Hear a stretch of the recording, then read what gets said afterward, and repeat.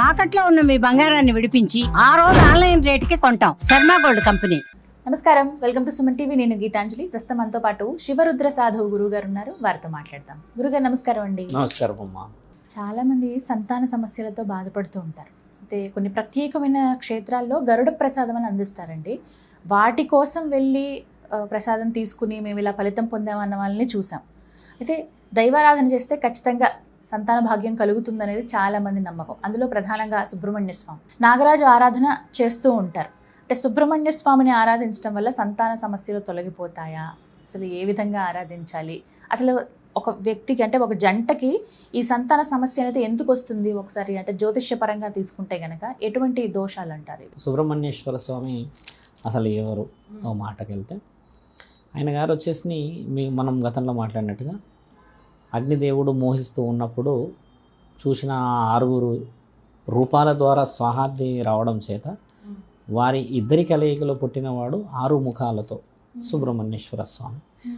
ఆయన గారు వచ్చేసేసి 6 ముఖాలతో ఉంటాడు ఖచ్చితంగా. అయితే ఆయన గారి తండ్రి అగ్ని, స్వాహ తల్లి కాబట్టి ఆయన గారికి వర్తన ఎలా వచ్చింది అనేది ఆలోచించాలి. ఇక్కడ ఆదిశేషు, కర్కాటేశ్వరుడు, కాళిందుడు, తర్వాత వాసుకి అనేది ఏంటంటే అమ్మా శివుడి యొక్క విశేషాలను మనం చెప్తారు చాలామంది. కానీ శివుడి మెడలో ఉన్నది కర్కాటేశ్వరుడు, వాసుకి అని వీళ్ళందరూ 5 అనమాట. అయితే ఇలా 5 ఉండడం చేత అసలు సంతానానికి లేకపోతే ఇప్పుడున్న దోషాలకి లేదంటే కుజదోష, సర్పదోష, శిఖాల సర్పదోషాలు, కల్ప సర్పదోషాలకు తేడా ఏమిటి, అసలు వీటికి వీడి వర్తన ఏందనేది తెలుసుకోవాలి.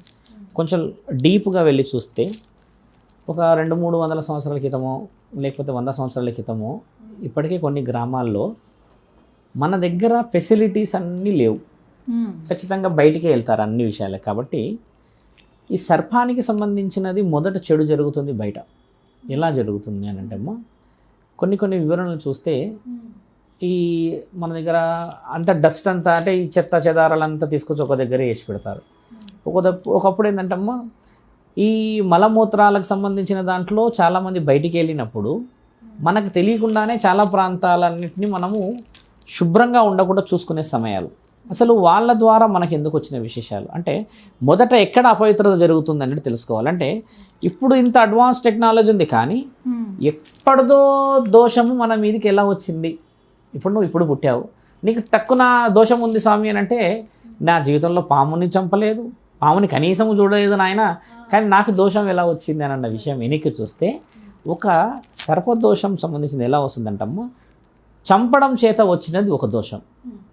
నీవు పుట్టలో నుంచి బయటికి తీసి దాన్ని ఇబ్బంది పెట్టడం ఒక దోషం.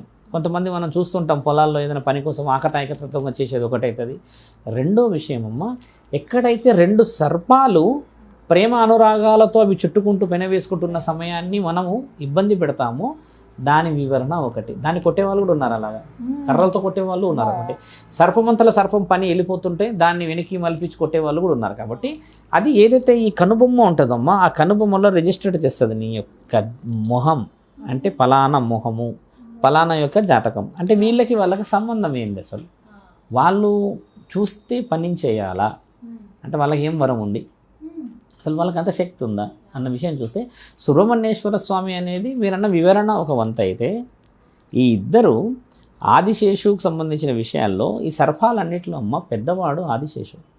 వీళ్ళందరూ కలిసమ్మ 1000 మంది అన్నదమ్ములు ఉంటారు. వీళ్ళు 1000 మంది అన్నదమ్ములకి కశ్యప ప్రజాపతి తండ్రి, ఆ తండ్రికి పుట్టిన వాళ్ళు వీళ్ళందరిలో వీళ్ళు మగ పిల్లవాళ్ళు 5 మంది. ఈ 5 మంది ఏం చేశారంటే అమ్మ ఒకానొక సందర్భం, నేను గతంలో కూడా చెప్పాను మీకు, ఒకానొక సందర్భంలో ఆ తండ్రికి 2 భార్యలు ఉండడం చేత ఒక భార్యకి సంతానమే ఉండదు అసలు, ఇంకొక భార్యకేమో 1000 మంది ఉంటారు. ఈవిడ ఏం చేస్తుందంటే ఒక చెడ్డ ఆలోచన, ఒక అశ్వం అట పోతూ ఉంటే గుర్రం, ఈవిడ ఏమంటుందంటే ఎంత తెల్లగా ఉన్న గుర్రం పోతూ ఉంటే ఈ సంధ్యా సమయం చూసేటప్పుడు ఎంత ఆనందంగా ఉంది, చూడ్డానికి ఎంత చక్కగా ఉంది అని అంటారు.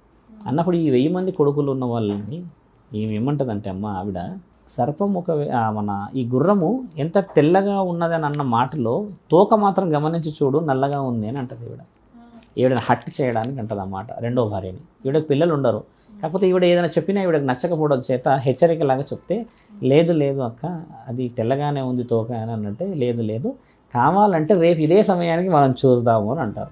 ఆ సమయానికి వెళ్ళిపోతుంది కదా. అప్పుడు ఈవిడ గెలవాలి కదా మరి పంతంలో, ఎందుకంటే 1000 మంది కొడుకులు ఉన్నారు, ఖచ్చితంగా గెలవాలి. కాబట్టి ఈ 5 కొడుకుల్ని పిలిచి నేను ఒక మాట చెప్పాను, నేను గెలవాలి, మీరందరూ వెళ్ళి అక్కడ ఉన్న గుర్రం వచ్చే సమయానికి దాని తోకని పెనవేసుకుంటే అది నలుపు రంగులో కనబడుతుంది, అప్పుడు నేనే గెలుస్తాను అని అంటారు. వీళ్ళు ఏం చేస్తారంటే ఈ ఇద్దరు తల్లులు పెట్టుకున్న పంతాన్ని గమనించకుండా వెళ్ళి ఒక నిజమైన నిజాన్ని దాచేస్తారు. అంటే ఆవిడ అలా పోవడం చేత ఈవిడ శపిస్తుంది వాళ్ళకి. ఏమని శపిస్తుంది? అసలైన నిజము అది శ్వేతం, అంటే అది తెలుపు రంగులో ఉంది, కానీ దాన్ని కూడా దాచేసిన మీరందరూ శాపగ్రస్తులు అవుతారు. అభం శుభం తెలియని నేను ఒక మాట మర్యాద కోసం అన్నందుకు, దాన్ని మీరు నిజము చేసినందుకు మీ తల్లి ఖచ్చితంగా గర్భశోకాన్ని అనుభవిస్తుంది అని చెప్పి మాట చెప్పడం. అటు ఇటుగా ఇదంతా వెళ్ళి తండ్రికి తెలుస్తుంది, వాళ్ళ తండ్రికి. ఆయన గారు ఏం చేస్తారు, కశ్యప ప్రజాపతి గారు, మరి ప్రాయశ్చిత్తం తప్పదు కదా. అప్పుడు ఈవిడ మరణిస్తుంది మొదటి తల్లి. ఎందుకంటే ఒక పాపాన్ని మోయడం అనేది శాస్త్రాల్లో గొప్పగా ఇలానే ఉన్నాయి కాబట్టి అక్కడికి అయిపోయినాక ఈ 5 అన్నదమ్ములు ఏం చేస్తారంటే, అమ్మ పాప ప్రాయశ్చిత్తం మరి ఎలా చేసుకోవాలి, వీళ్ళు చేసుకోవడానికి విలువ లేదు. మన దగ్గర ఏంటంటే అమ్మ, పురాణాలలో ఒకసారి శాపం కానీ పాపం కానీ అయితే వాళ్ళు అందహీనంగా అయిపోతారు, శక్తిహీనులు అయిపోతారు, కాంతిహీనులు అయిపోతారు అనేది సినిమాల్లో చూస్తాం. ఇది నిజంగా కూడా నిజంగానే అలానే ఉంటుంది. కాబట్టి వీళ్ళ శక్తులు కోల్పోవడం చేత వీళ్ళు ఏం చేస్తారనంటే పాప ప్రాయశ్చిత్తంగా మేము ముందుకు వెళ్ళాలి అని బ్రహ్మదేవుడిని పిలుస్తారు. తపస్సు, తీవ్రమైన తపస్సు చేస్తారు. చేస్తే బ్రహ్మదేవుడు ప్రత్యక్షమవుతాడు తల్లి. 5 మంది తపస్సులు 5 విధాలుగా నిలబడతారు. తోక మీద తపస్సు చేస్తూ ఉంటారు సర్పాలు. బ్రహ్మదేవుడు వస్తాడు. వచ్చి విషయం ఏమిటి అని అడిగితే, ఇలా పొరపాటు జరిగినప్పుడు మీరు మమ్మల్ని ప్రాయశ్చిత్తంగా తీసుకెళ్ళాలి అని అంటే ఆయన బాగా ఆలోచిస్తాడు. నువ్వు పెద్దవాడివి, బాధ్యతలన్నీ మోయాలి, కానీ నువ్వు చేసిన తప్పుకి నేను ఏ బాధ్యతలు ఇవ్వాలి అని అంటే నేను భూమండలాన్ని మోయగలను, భూమండలాన్ని మోసే అంత శక్తి నాకున్నది, కాబట్టి నాకు భూమండలాన్ని మోసే శక్తి ఇచ్చి నన్ను ఈ యొక్క పాప ప్రాయశ్చిత్తుకుని చేసి శక్తి కలిగే విధంగా చేయండి అన్నప్పుడు, భూమండలాన్ని మొత్తంగా చూస్తే పాలించేది ఎవరు, దాంట్లో వివరణలు చూసుకునేది ఎవరు అని అంటే మహావిష్ణువు యొక్క పాన్పు అవడం చేత దానికి ప్రాయశ్చిత్తం జరిగిందనేది ఒక నానుడు. అతల వితల సుతల మహాతల రసాతల కింద ఈ 7 లోకాలని మోసేది ఈయనగారే, ఆదిశేషు మోస్తాడు. కాబట్టి ఒక నానుడు. ఇప్పుడు కర్కాటేశ్వరుడు ఉన్నాడు. కర్కాటేశ్వరుడు వచ్చేసేసమ్మ ఆయన గారి యొక్క ముఖ్యమైన కోరిక ఏంటంటే, వరానికి ప్రాయశ్చిత్తం కావాలి కదా. మహాముఖంటే అక్కడ పాల సముద్రంలో విషం వస్తుంది అని చెప్పి దేవాది దేవతలు భయభ్రాంతులతో ఉన్నప్పుడు అందరూ కలిసి పిలుస్తూ ఉన్న సమయంలో ఈ మాట ఆ మాట కర్కాటేశ్వరుడికి తెలుస్తుంది. మహాముఖంటి వస్తున్నాడంట, ఆ విషానికి సంబంధించిన విషయాన్ని చూడడానికి అని అన్నప్పుడు తండ్రి ఆలోచిస్తాడు, నేనేం చేయాలి, ఈ విషయాన్ని ఎలా తీసుకెళ్ళాలి, దాన్ని వేరే దాంట్లో వేస్తే వేరే జీవరాశులకు ఇబ్బంది, ఇప్పుడు ఈ విషయాన్ని నేనే మింగుతేనేమో నా కడుపులో పోతే నాకు ఇబ్బంది, ఎలా చేయగలుగుతా, బయటికి వదిలితేనేమో ప్రజలకు ఇబ్బంది అని చెప్పి ఆ మహాముఖంటి తీసుకుంటున్న నిర్ణయంలో కర్కాటేశ్వరుడు అడిగిన ప్రశ్న, తండ్రి ఆ విషయాన్ని నేను ఆపగలుగుతా, మీరు మాకు అనుమతిస్తే మేము మీ కంఠానికి చుట్టుకుంటాం అని అన్నప్పుడు తండ్రి ఒకసారి తీసుకున్నప్పుడు ఈయన గారు ఈ విషయాన్ని కిందకి పోనీయకుండా కంఠాన్ని గట్టిగా పట్టేస్తాడు. అలా కర్కాటేశ్వరుడు యొక్క స్థానం ఏర్పడుతుందమ్మా. అలా గొంతుకి పాప ప్రాయశ్చిత్తానికి కర్కాటేశ్వరుడు. ఆ కర్కాటేశ్వరుడు వెలిసిన కర్కాటేశ్వరుని బాగా ఆరాధించే ఆలయం కర్కాటేశ్వర ఆలయం గుజరాత్లో ఉందమ్మా. కేవలం కర్కాటేశ్వర ఆలయం ఉన్న ఏకైక ప్రాంతం గుజరాత్. అక్కడ ఇట్లా పడగలు పెద్దగా ఉండి ఆ సర్పానికి సంబంధించిన విషయాలు వివరణలు ధర్మంగా చేస్తారు. ఆ గుజరాత్లో చేసే ఆ పూజకి చాలా, ఇప్పుడు ఈ నాగుల పంచమి, ఈ చవితిల కార్యక్రమం చాలా బలంగా చేస్తారు అక్కడ. ఒకటే గుడి, మొత్తం ప్రపంచం మొత్తం ఎక్కడ లేదు, మిగతాదంతా వేరే కర్కాటేశ్వర ఆలయం లేదు. వాసుకి ఆ మహా తండ్రి అది తీసేసుకున్న తర్వాత అమృత చీలిక సమయంలో అత్యంత బలంగా ఉండడం చేత ఇలా చీలికకు ఉపయోగపడుతుంది. అలా చీలికకు ఉపయోగపడిన తర్వాత ప్రాయశ్చిత్తం. ఇప్పుడు కాళిందుడు ఉన్నాడు. కాళిందుడు ఏం చేస్తాడంటే అమ్మ, ఆయన గారు యమునా నది లోపట ఉండి విషాన్ని చిమ్ముతూ ఉన్నప్పుడు అక్కడ వచ్చిన వాళ్ళకి ఆ పశు సంపదకి ఇబ్బంది జరుగుతున్న సమయంలో ఒకానొక సమయంలో తండ్రి ఆ ద్వారకా ప్రాంతంలో ఆ నీటిలో మునిగి దానితో పోరాటం చేసి దాన్ని గెలిపించుకొని వచ్చిన తర్వాత అప్పుడు ఆ దాని అహం అణిగిన తర్వాత కాళిందుడిది అప్పుడు తండ్రి ఏం చేస్తాడంటే, నీవు ఇకపై నుంచి ప్రాయశ్చిత్తం చెందావు కాబట్టి నీకు గుర్తుగా నేను నా పాదాలని అక్కడ గుర్తు పెడతానంట. ఇలా ఉంటుంది తండ్రి అడుగు పెట్టినట్టు. కొన్ని పాములకి పడగ తీస్తే కనబడుతుంది చూడండి, ఇలా నెత్తి మీద ఉంటుంది. తండ్రి శ్రీకృష్ణుడి అడుగులది యమునా నదిలో జరిగిన విషయం. అలా ప్రాయశ్చిత్తం జరుగుతుంది.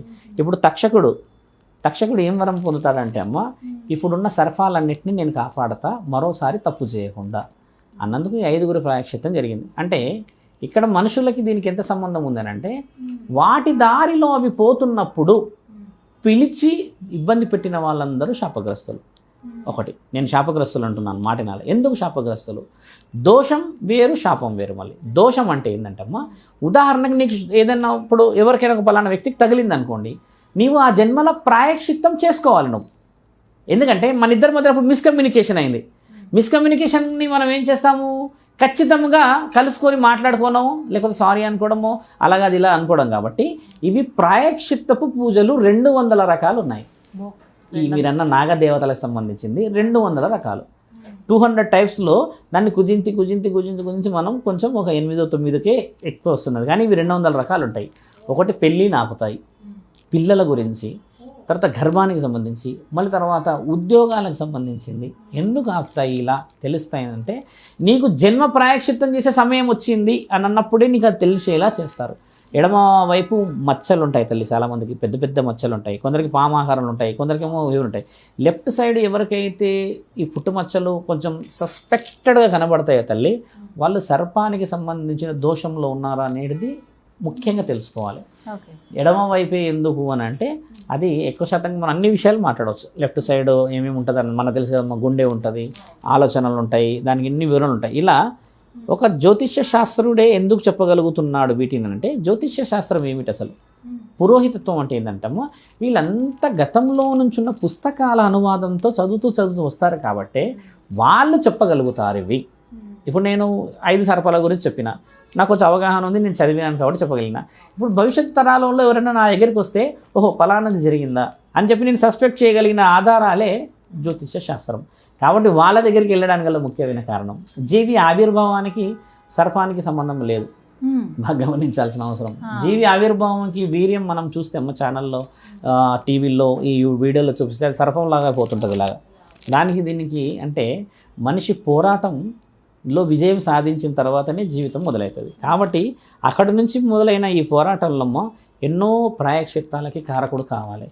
ఇప్పుడు నీవు మా నాన్నకు వచ్చిన శాపము మా నాన్న తర్వాత మాకెందుకు వచ్చింది అని అంటే, అది పాప ప్రాయశ్చిత్తము నువ్వు చేసుకోకపోతే నీ పిల్లలకు వస్తుంది. ఎందుకంటే బాధ్యత కదా. మరి ఎలా తెలుస్తుంది, నీ వల్ల వెళ్ళిపోయింది, నువ్వు మునిగిపోయినావు, నువ్వు చనిపోయావు, అక్కడికి అది వెళ్ళిపోదు. నీ నుంచి వచ్చిన రక్తం ఉంది కదా ఇక్కడ, ఆ రక్తం నుంచి వచ్చిన అదే సర్పాలకు సంబంధించిన, ఇప్పుడు శ్రీకాళహస్తిలో పూజలు చేస్తారు. వాళ్ళు పూజలు చేసిన తర్వాత కొందరు పెళ్ళి లేని అంటారు, నా దగ్గరకు వస్తారు, శ్రీకాళ సర్పదోషాన్ని పూజలకు అంటారు, మోస్తారు కదా. దీంట్లో రకం కూడా ఎలా ఉంటుందంటమ్మా, ఎవరైతే కారణ జన్ముడయ్యి కారణాన్ని గెలిపించగలడో అలాంటి మంత్ర సాధన ఉన్న గురువుల ద్వారానే ఈ విశేషం జరుగుతుంది. అందరికీ ఒక సంబంధంలా ఉండదు. ఇప్పుడు సర్పాలలోనే 1000 రకాలు అని చెప్పిన దాంట్లో 5 రకాలని మనం పూజిస్తున్న దాంట్లో అమ్మ ఎన్ని రకాలు, 200 రకాల దోషాలు ఉన్నాయన్నాము. ఇప్పుడు ఈ 200 రకాల్లో ఎన్నెన్ని పూజలు చేసుకుంటే ప్రాయశ్చిత్తం చెందుతారు? ఇక్కడ 90% మంది సర్పానికి దోషాలకి లోనైన వాళ్ళే. అంటే ఒకప్పుడు అన్ని భూమిలో అందరు వ్యవసాయానికి పోయిన వాళ్ళే కదా, ఏదో సందర్భంలో పాము తారసపడినట్టే. కాబట్టి ఇందుకు ఇప్పట్లో అమ్మ శాంతి పూజలలో సర్పాన్ని పెట్టి చేసుకోవడం అనేది చాలా ముఖ్యమైనది. కొంతమంది ఏంటంటే ఇట్లా సర్పం పడగెత్తున్న దానిలాగా పెట్టి చేసుకుంటారు, కింద పడుకున్నట్టు చేసుకుంటారు, దాంట్లో రకాలు ఉన్నాయి. మళ్ళీ నీ ఇల్లు గులగొట్టినప్పుడు సర్పానికి సంబంధించిన ఇల్లు లాంటిది పెట్టి చేసుకుంటారు. అంటే నువ్వు అప్పుడు పుట్టని గులగొట్టావేమో, కొందరు అంటారు పుట్టని గులగొట్టినట్టు కలబడుతుంది స్వామి నాకు అంటారు, పాము వెంబడి పడ్డట్టు అని అంటారు. కొందరికి ఇంకేమంటారంటమ్మా, కేవలం నన్నే చూస్తుంది అంతే ఏమంటలేదు అని అంటారు. అంటే ఇట్లా డెప్త్గా వివరణ, ఇట్ ఈస్ లైక్ ఎగ్జామినేషన్. దాన్ని బట్టే అలా నిర్ణయం తీసుకున్న తర్వాత మీరన్నా కుజ దోషాలకు సంబంధించింది. తర్వాత నాగదోషంలో ముఖ్యమైన పాత్ర మనం వాటిని ఇబ్బంది పెట్టడమే. ఏ పాము అయితే మిమ్మల్ని ఇట్లా పడగెత్తి కరవడానికి వస్తుందో తల్లి, ఆ పామునే నువ్వు ఇబ్బంది పెట్టాలి. అలా సందర్భం లేదు. ఏ పాము కూడా డైరెక్ట్ అది దోషం వచ్చేది అలా కదా, దాని దారిలో అది పోతుంటుంది. ఇప్పుడు మా ప్రాంతంలో నిన్నగాక మొన్న నగల పంచం పోయింది మొన్న, కారు దిగుతున్నాను కిందికి, చిన్న చిన్న సర్పాలు 2 ఒక వారం 10 రోజులు అయిండొచ్చు, అకతాయి కూరలు రాళ్ళతో కొట్టేసి సంథింగ్ చేసేసారు. చేసిన తర్వాత ఒక సర్పం కాలం చేసేసింది చిన్నది. నేను అప్పుడే దిగుతున్నా, ఏం జరుగుతుంది అందరూ ఉన్నారు కానీ నేను కారు దిగి చూస్తే ఒక సర్పానికి కొంచెం ప్రాణం ఉంది.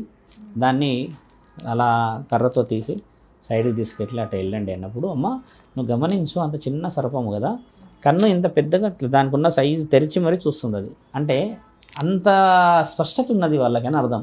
ఇప్పుడు మనం చేస్తున్న సమయం చూడమ్మా, మంచి చేస్తున్నాడా అనేది కూడా చూస్తుంది.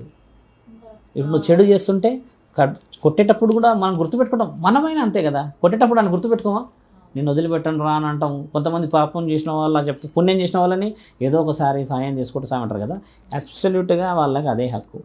దేవాది దేవతల దగ్గర ఉండడం చేత వాళ్ళకి రక్షకులు. ఇందులో సుబ్రహ్మణ్యేశ్వర స్వామి అవతారం వేరు, ఆయన గారి వివరణ వేరు. వల్లి సమేత సుబ్రహ్మణ్యేశ్వర స్వామి అనేది ఆయన రూపము తత్వంతో వచ్చిన పూజ వివరణలు వేరు, ఆదిశేషుడికి అందించే పూజ విశేషాలు వేరు, వాసుకి అందించే విశేషాలు వేరు, కర్కాటేశ్వరుడికి అందించే విశేషాలు వేరు. ఒక్కొక్క సర్పానికి ఉన్నది. అన్నిటికంటే ముఖ్యమైనదమ్మా, దేవీ దేవతలు కేవలం పాముల విషయ వివరణ ఎందుకు తీసుకుంటారంటే, ఒక సర్పం 1000 ఏళ్ళు కూడా బతకగలదు. కాబట్టి నిన్ను నీ ఆత్మని గుర్తుపెట్టుకోగలదు. నిన్ను నీ ఆత్మని గుర్తుపెట్టుకునే ఒక తత్వం ఉన్నది. కాబట్టి సర్పము గుడిలకు కాపల. కొన్ని సినిమాలు చూసాను, ఆ సర్పం ఉండదు అంటారుగా. ఎందుకంటారంటే అమ్మ నిన్ను గుర్తుపెట్టుకుంటుంది, ఫలానా అమ్మ అని అంటే ఫలానా అమ్మ మళ్ళీ ఇంకో జన్మలో ఏ అమ్మలాగా పుట్టిందంటే ఆ అమ్మ ఆత్మ గుర్తుపెట్టుకుంటుంది అది. కాబట్టి వాటికి సర్పబంధనం వేస్తారు. కొన్ని సందర్భాలు వింటూ ఉంటాం, ఆయన గారు ఆ గుడిలోనే ఉంటాడు, కనీసం ఆయన పక్క కూడా రాదంట, అదే అంటారు. వేరే వాళ్ళు రాగానే బుస్తుమన్నదంట అంటారు. అంటే ఇది ఆయనకి ఏ జన్మలో పుణ్యం ఉండడం చేత వాళ్ళ తత్వం రావడం చేత రక్ష. అంటే చాలా డెప్త్గా పోయే విషయాలు ఇవి. అదమ్మా మీరన్న వివరణ. ధన్యవాదాలు గురుగారు. నమస్కారము.